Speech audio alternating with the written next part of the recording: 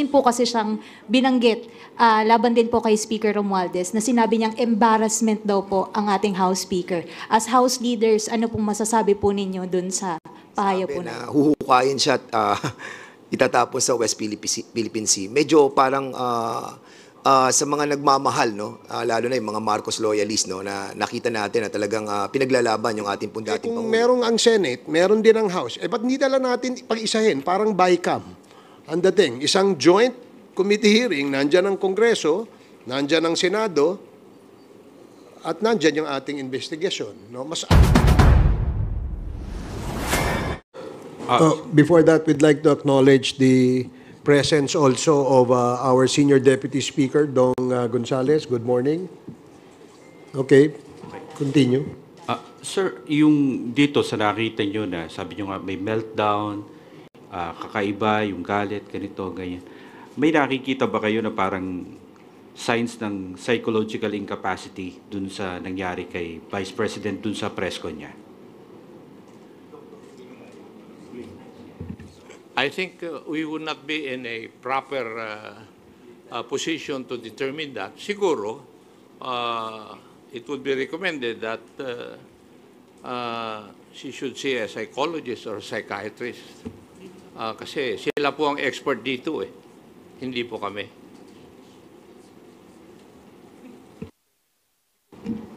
Sir, sorry, good morning po. Hindi lang po si Pangulong Marcos and former President Apo Marcos yung kumbaga tinira ni VP Sara. Meron din po kasi siyang binanggit laban din po kay Speaker Romualdez na sinabi niyang embarrassment daw po ang ating House Speaker. As House leaders, ano pong masasabi po ninyo dun sa pahayo po na yun? That's her opinion. It's not the opinion of 120 million Filipinos. Di po ba? And she is entitled to her opinion. Sir, follow-up lang. Kasi yung embarrassment po is stemming from doon sa sinabi ni VP Sara na tumanggap daw po ng suhol si Speaker Romualdez. Do you know anything about this? Or what can you say about this po? Suhol saan yun? She did not expound or elaborate po yung tungkol doon. Sa susunod daw niyang press con. Pero, So we will not be commenting on that. Kasi hindi naman namin alam kung ano suhol yan. Hayaan mo po muna mag-expound siya. Then we'll answer the issue about it. And second siguro, I'd just like to add now, just like what we have done with the Office of the Vice President, giving due courtesy to that office, ang unsolicited advice po is the Vice President should also give due courtesy to the office of the President and of course to the late Ferdinand Marcos Sr. Yun lang po. Kasi well in fact, for the record, napakaganda na pong binigay naming courtesy sa kanya nung she was invited during the Good Government Committee hearing. Well, in fact, he was allowed to speak while not taking her oath. So, yun lang po, unsolicited advice. Just give due courtesy to the office of the President. Well, Congressman Gonzales po, no? Well, regarding dun sa suhol, di po namin alam yun, di ba? Ang pagkaalam ko po from the day of the campaign, ang kasama po ni Vice President Sara ay si Speaker Martin Romualdez. Alam niyo po, sa totoo lang, pag nag-uusap kami ni Speaker, kasi po may survey na lumabas na mababasa sa Pampanga during those times, ang pinakiusap ni Speaker Romualdez sa amin na kung pwede tulungan si Vice President Sara sa Pampanga. Kasi nga, may kandidatong Kapampangan doon, si Kiko Pangilinan. At mataas si Kiko Pangilinan kasi Kapampangan. So, win-work out po namin yun. At from day one up to the proclamation, kasama po si Speaker Martin Romualdez. Ang kwento, lahat po, siya po ang nagmamalasakit kay kay Vice President Sara. Kaya nagtataka po ako, biglang bumaligtad, na kung hindi sa'yo, Speaker Martin Romualdez, hindi ako naging Vice President. Meron pong statement ganyan nung napanood po natin yun. Kaya sana po, hindi po natin alam kung ano ang nasa isip ni Vice President Sara at yun man lang sabihin mo na uhukayin mo yung tatay at itatapon mo sa West Philippine Sea. Ako po isang nasaktan bilang anak. Kung ako po si Senator Amy Marcos, sinabi sa tatay ko yon, palagay ko, hindi na po kami pwedeng magkita at mag-usap sa panahon na yon. Sasabihin ko, ibang klase na to, ibang usapan na to. So, sana po walang ganyang usapan. At yung ganyang naririnig kong mga salita, salita pag umiinom sa kanto, sa barangay, paglasing na, biruan lang yun, di ba? Pero walang ganyang, pero wala pong ganyan. Medyo, ako po, honestly, after yung press conference niya, meron po, nasa palasyo po ako, birthday po ni E.S. Bersamin. Pero gusto kong sabihin sa presidente, pero hindi ko po nasabi, kasi baka ayaw po niyang marinig yun. Pero deep inside in my heart, ako po talaga nasaktan doon sa sinabi niya. Because I'm also, anak po ako eh. Hindi na po ako makakakita ng tatay. Isa lang po ang tatay ko. Tapos sasabihin po sa tatay ko yun, nuhukayin niya at itatapon niya. Ay, palagay ko napakasakit po nun. So bilang isang Kristiyano, bilang isang batang pinalaki sa maayos, palagay ko foul po yun.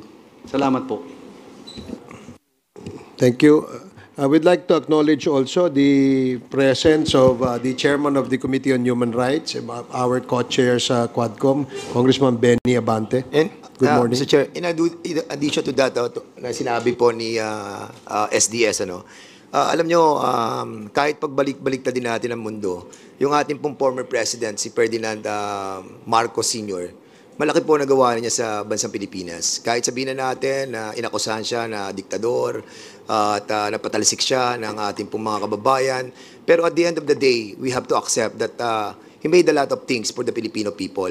At yung pong pagsasabi na huhukayin siya at itatapos sa West Philippine Sea, medyo parang sa mga nagmamahal, lalo na yung mga Marcos loyalists, na nakita natin na talagang pinaglalaban yung ating pong dating Pangulo, napakasakit po nun. And we have to be careful with our statements, kasi hahabulin tayo ng panahon at pagkakataon. Like for example, yung ginagawa po na statements ng ating pong dating Pangulo, si Rodrigo Roa Duterte, ngayon hinahabol na po siya ng sitwasyon. We hope that this will not happen to the Vice President. But definitely, somebody might file a case against her. At nobody can prevent that dahil nga wala namang immunity ang ating pong Vice President. Masakit po yung mga ganitong klaseng salita na hindi naman po dapat nasabihin na nanggaling sa isang opisyal ng ating bansa. Sir, clarification on the invitation kay former President Duterte. 18 pa po yun, October 18, yung reiteration ng invitation ninyo. Meron na po bang feedback from the PNP kung na-deliver man lang po doon sa bahay itong, at may nag-receive nitong invitation? And second question, kung meron ding reiteration ng invitation kina Senator Bongo and Senator De La Rosa?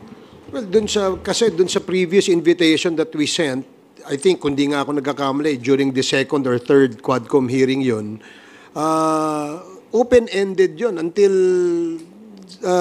we conduct these hearings. Open invitation po yung aming invitation. We only had to reiterate kasi para matagal-tagal na rin yun. This is already the 9th and going to be the 10th hearing of the joint committee hearing. So that's why we had to send and reiterate the invitation. Pero I understand may sulat din po kayo kay CIDG Chief Yes, we to did. ensure na may magre-receive, may feedback na po. As we speak, wala pa kaming nakukuhang feedback. But we had to course it through the PNP kasi sila ho'y nakakalam ng address doon sa area. And we always do that naman every time we send out invitations to personalities outside of Metro Manila. Ako, magandang umaga po. Habol ko lang po, hingi lang po na reaction dun sa parallel investigation na gagawin ng Senate dun sa EJK tsaka drug war. Well, kami, I'm sure narinig nyo na yung aming opinion tungkol dyan. Kami sang-ayon din kami dyan. No? In fact, mas maganda nga na magkaroon din ng isang parallel investigation dahil wala namang prohibition sa aming rules. And because of merong ganyang klaseng parallel investigation, we do expect that in sync ang lower house at saka ang Senate dito sa usapin tungkol sa EJK. We really have to come up with a law, no, para matigil at hindi na mangyari po itong mga ganitong klaseng extrajudicial killings. Now, my opinion, I'm sure may colleagues here, may co-chairs, meron din silang sariling opinion. Ang opinion ko, kung merong ang Senate, meron din ang House, ba't hindi tala natin pag-isahin, parang BICAM. Ang dating, isang joint committee hearing, nandyan ang Kongreso, nandyan ang Senado, at nandyan yung ating investigation. No? I think, mas malawak, mas komprehensibo, at siyempre, mas maraming mga intelligent questions na maitatanong ang mga membro nitong committee ito. So it has to be some sort of a joint, every time may SONA, di ba? Meron tayong joint session. Ito, ganun din gawin natin. Mas maganda sa tingin ko. I don't know. Sa tingin ko, priority ito ng mga mambabatas Kaya kung uunahin nila yung personal na interes sa pamamagitan ng pagsabi na may kampanya kasi kaya wala sila, isa sa kanilang mandato at obligasyon ay itong ating ginagawang conducting an investigation in aid of legislation. Yan po ang aming trabaho. Yung produkto ng aming komite ay pinag-aaralan at pinag-iisipan po yan. Saka lalo na, Mr. Chairman, no, para mapabilis. Remember, 2 weeks ago, nag-file kami ng 2 bill. No? Yung pong declaring EJK as a heinous crime at yung isa ng pag-stop ng POGO. Now, kung hindi magiging sinking yung upper and lower house, pagdating sa ganitong klase ng investigation at bills na pinal natin, by December, ang order ng Presidente tigil. Kung hindi natin mag-aaprubahan yung POGO bill na we filed, together with the upper house, mababaliwala po yung ating pong ginawang submission or filing of that two bills. Mas maganda po, para mapabilis po yung ating pong kilos, ay magsama na po ang Senado at ang Kongreso. Habol ko lang po. By the way, ipopropose pa namin yan kung ano ang masasabi ng ating Senate President at saka ng ating Speaker of the House. No? It was just an idea na tinitingnan natin kasi para masabi na impartial itong investigation na to dahil tayong lahat, bawat Pilipino ay naniniwala na kinukundina natin ang mga pagpatay. Wala po siguro magsasabi dito na natutuwa sila mayroong pinapatay, di ba? So dahil nga ganito kalawak itong usapin na ito at itong usapin na ito ay isang usapin of national importance, therefore ang Kongreso, ang Senado at ang lower house ay dapat magtipon para talakayin itong usapin na ito at gumawa ng solusyon nang sa ganun ay hindi na maulit ito. Habol ko lang po, ibabalik ko lang ng konti doon sa kanina. Bukod po ba doon sa pagbili ng lupa, meron po bang ginamitan ng ibang peking birth certificate para makakuha halimbawa ng gun license tsaka ng driver's license? May ganun po bang nakita yung Quadcom? Hello, lahat po. It all started with LCR and PSA. Pag may PSA na po, papasok na po yung LTO. Lahat na, and that includes passports.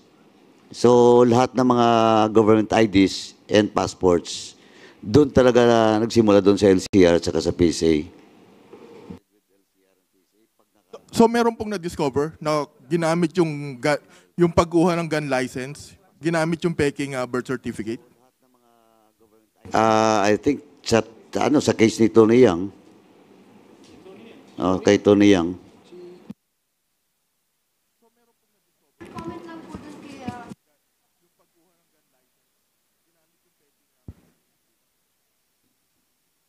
I think sa Pimentel, recommendation is Escudero. Recommendation yata ni SP yan, ano? And of course, we respect that dahil sila naman po ay bound by their rules. Ganon din kami dito sa House.